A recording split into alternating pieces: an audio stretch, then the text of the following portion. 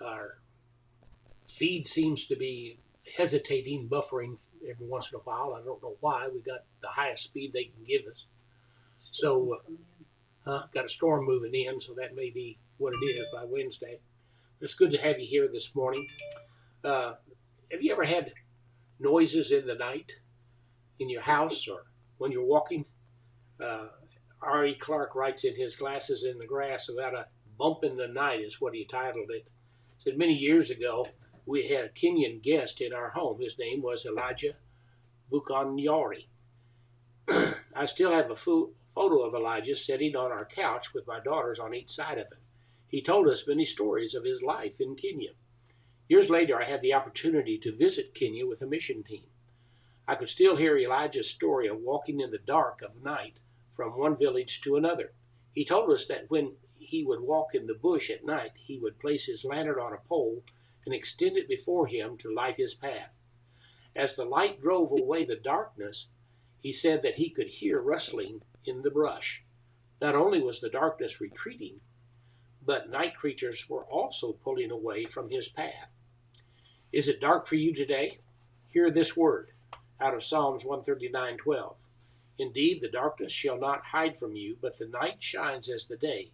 The darkness and the light are both alike to you. It's very interesting here that David used the word hide and then said that the darkness could not hide. This term could have been translated bruise. Like a bump in the night, darkness can sometimes trip us up. As I write this, I have a toenail that is still blackened from a bump in the night. I walked into an object in the dark 6 months ago, and I still have the bruise. It hurt, but it did not kill me. This is what David is saying here. We cannot remove the darkness. It returns every time the light is extinguished. But having God's presence with us can alleviate the bump in the night. Notice that he finishes this verse with the wonderful assessment that darkness and light are both the same for God. Like Elijah's lantern on a pole, let's keep God both with us and before us. Don't be afraid of the rustling in the bushes. Sounds like good advice for me today, and for you too.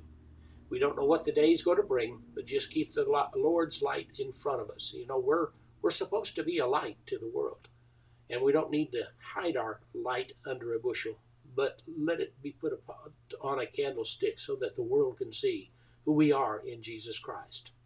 God bless you. Have a great and wonderful day.